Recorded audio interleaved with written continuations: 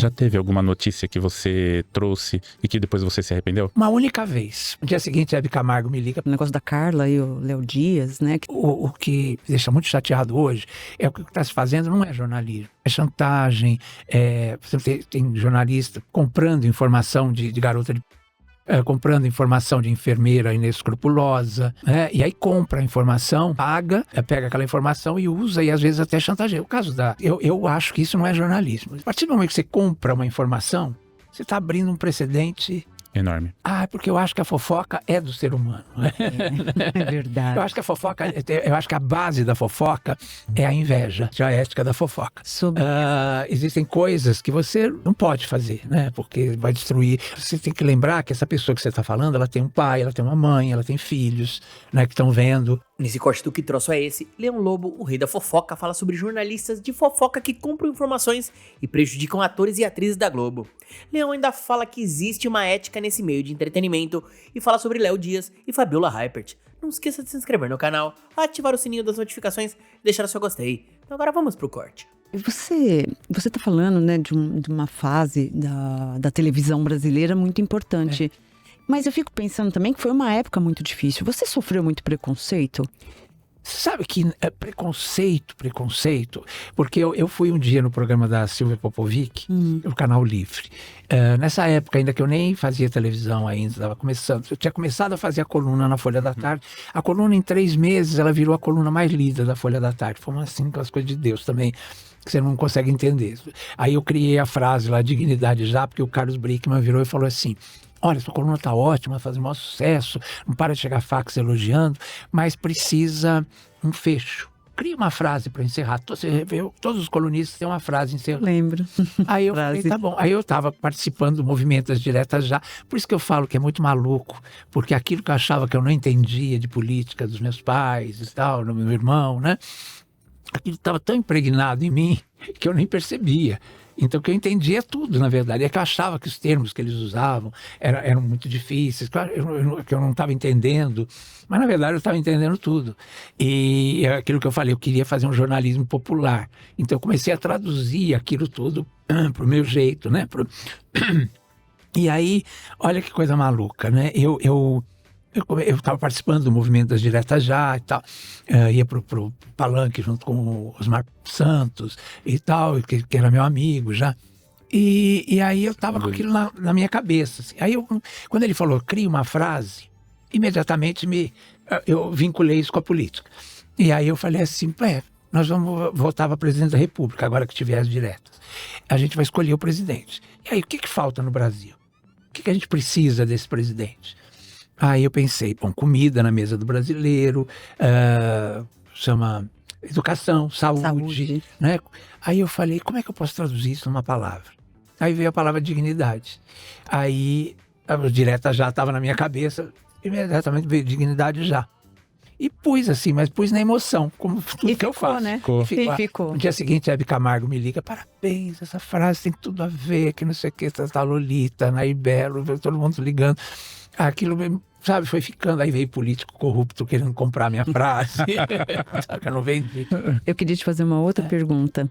Por que você acha que as pessoas gostam tanto de fofoca? Porque eu acho que a fofoca é do ser humano. É verdade. Eu acho que a fofoca, eu acho que a base da fofoca é a inveja. Mas não acho que isso seja ruim, porque a inveja faz as pessoas crescerem. Eu vejo por esse lado. Ela pode ter as duas conotações, né? A conotação negativa e a positiva. Eu acho assim, quando você vê o carro de último tipo do seu vizinho e fala assim, nossa, ele comprou um carrão desse.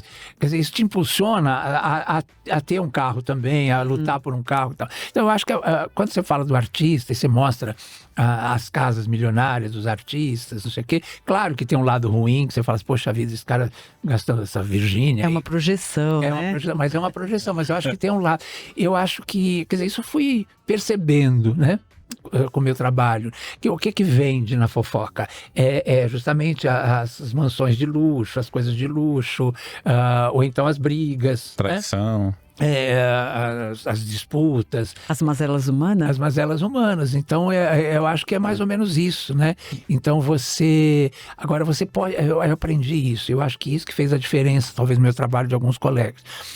que eu percebi que você podia usar isso para dar exemplos, para dizer assim, nossa, mas país morrendo de fome e essa moça usando que ela tem navio, que ela tem não sei o quê, poxa, precisa disso.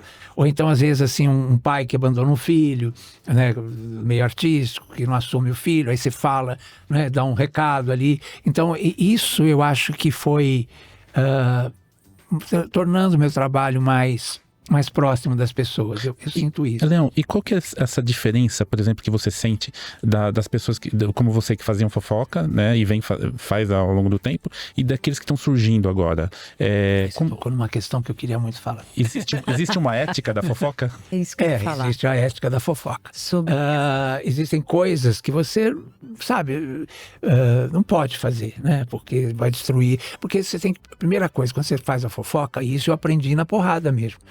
Que eu era muito mais, assim, bruto, vamos dizer, nesse sentido. Eu fui me lapidando mesmo, porque você tem que lembrar que essa pessoa que você está falando, ela tem um pai, ela tem uma mãe, ela tem filhos, né, que estão vendo. Então, isso te faz pensar com mais cuidado, não de você dar informação, porque o que a gente faz? O que é a fofoca? A palavra fofoca que vem de nosso trabalho. Mas, na verdade, você está dando uma informação. É um jornalismo uma notícia de celebridade.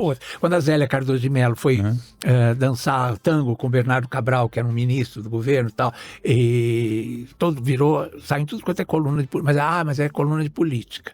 Mas era uma fofoca. Né? Então eu fico pensando, o que a gente faz é dar a notícia. Né? Só que o jeito como você dá a notícia, e é isso que eu falei, que eu acho que o meu trabalho ficou um pouco diferente, assim, porque você tem que sempre pensar em quem está sendo noticiado. Né? E para quem você está falando também. Porque aí você tem que tomar certos cuidados. Porque as pessoas têm pais, têm mãe, têm filhos e tal. Então você tem que ter um respeito, até na hora de dar a notícia. Né? E às vezes algumas notícias é melhor nem dar. Né? Exatamente. Entendeu? Não porque é meu amigo, não, é porque é uma coisa tão pesada, às vezes, que hoje a gente tem muito esse cuidado de falar dos gatilhos. Quando é um ator que bate na mulher, como um apresentador que bate na mulher, né? Fala assim, olha, essa matéria tem gatilho, né? Isso pode te atingir, se você estiver passando por isso, ligue no 180, sabe? Tem certos cuidados que a gente tem que ter hoje e tal. E o que me deixa muito chateado hoje é o que está se fazendo não é jornalismo, é chantagem, por exemplo, tem jornalista comprando informação de garota de programa, comprando informação de enfermeira inescrupulosa, e aí compra a informação, paga, pega aquela informação e usa, e às vezes até chantageia. O caso da cantora, da Isa, o cara ligar e falar assim para ela, ou você dá a notícia ou eu dou a notícia que teu marido está relacionando com uma garota de programa. Claro que ela teve que vir a público e acabar o casamento dela no ar. Nossa, isso é uma responsabilidade gigante. Porque o que aconteceu também, né, no negócio da Carla e o Léo Dias, né, que também foi muito... Eu não cito nomes, mas... mas eu acho que... e não é só... É porque foi pro público, né, que aconteceu, né? É uma coisa terrível isso. Eu acho que isso não é jornalismo. Que é justamente essa linha tênue que existe agora... com os atuais jornalistas que seguem esse trabalho da vida das celebridades. A partir do momento que você compra uma informação, você está abrindo um precedente enorme. Canalha. Justamente, vocês compram, nesse meio compram-se as informações, como que é obtido as informações? Aí, agora, esse monte de gente querendo aparecer por causa da internet, então as pessoas vendem informação de uma intimidade com um artista, sabe, esse tipo de coisa, e aí você começa a chantagear, isso para mim não é jornalismo, isso para mim é banditismo. E você transforma também o próprio público que você tá se direcionando, né? Outro dia eu estava falando com a Fabiola Reipert, né? A gente estava falando, nosso tempo a gente ficava na porta da delegacia, escondido, às vezes para ouvir alguma coisa, ou na porta do hospital para pegar uma informação, né? Era tão difícil, quer dizer, hoje as coisas vêm mastigadas, mas vêm mastigadas assim, dessa forma. Entendeu? As pessoas vendendo informação, comprando informação, né? Então, não dá para trabalhar desse jeito, isso não é jornalismo. Né? Já teve alguma notícia que você trouxe e que depois você se arrependeu? Uma única vez, eu sempre conto essa história porque hoje ela é minha amiga querida, a Fafá de Belém, tinha uma assessora dela, uma empresária dela, que me ligou, e eu sabia que era empresária dela, e me ligou, e aí mais uma vez tinha coisa da política, o viés da política, que sempre mexe muito comigo. E aí falaram assim, olha, a Fafá, por causa das diretas, essa coisa toda, está sendo boicotada pela imprensa, e ela, inclusive, ela descobriu um câncer e estava passando por problemas, estava precisando trabalhar e não está conseguindo trabalhar por causa da... E foi essa moça, que era assessora dela, que me contou. E eu fiquei, assim, na hora, já bati a nota e já publiquei. Aí no dia seguinte a Fafá me liga e fala assim, Leão Lobo, vou lhe processar. Gosto muito de você, mas vou lhe processar porque você... Eu não tenho câncer nenhum, eu não estou sendo boicotada por ninguém e não sei o quê. Eu fiquei chocadíssima, assim. E falei, não, então eu vou desmentir. E deu desmentida no dia seguinte. Aí, passou anos, fiquei sem falar com ela um tempo, fiquei muito magoado com aquilo e tal. Aí ficamos amigos, depois porque a Mariana, a filha dela, é muito minha amiga e tal, e gosta muito do meu trabalho, e aí ficou fazendo uma ponte, assim, pra gente se aproximar e tal, e a gente ficou amigo de novo. E outro dia ela estava no palco, ela estava fazendo um show bem político, cantando só as músicas do Chico, mas as músicas mais políticas e tal. E aí, uma hora ela me viu na plateia, ela parou e falou assim, olha que tá ali meu amigo Leão Lobo, mas já foi meu inimigo, já brigamos. E tal, eu achei engraçado. Mas é isso, nesse dia eu fiquei muito chateado, eu fiquei completamente arrasado, assim, como se eu, sabe, tivesse errado muito, assim, claro, errei, mas porque eu confiei na fonte, porque era assessora dela, entendeu? Então, nem duvidei da fonte, né? Porque normalmente você duvida da fonte, faz parte do nosso trabalho, né? Ir atrás. E assim, é muito... Também tem advogados que viram especialistas, né, em processar jornalista também. Todos esses processos que eu tive 6. Eu venci 3, um foi cancelado e 2 eu perdi. Mas os que eu perdi foram assim, por exemplo, um ator lá falou que eu tinha dito que ele era gay. Eu jamais falaria isso, entendeu? Porque direito eu tenho de falar se o cara é gay ou não é gay. Quer dizer, como eu posso saber, né? Não falei. Mas uma senhora, uma telespectadora, perguntou.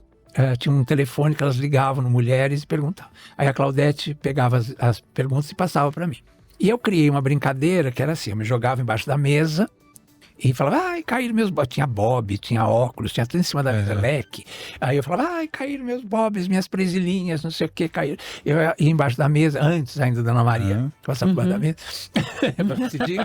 eu ia para baixo da mesa e falava, ai, caiu tudo aqui. E ficava, e aí tinha uma musiquinha que era a minha música no programa, que era Bilu, Bilu, Teteia, na época, né, que a sonoplasta criou para mim isso.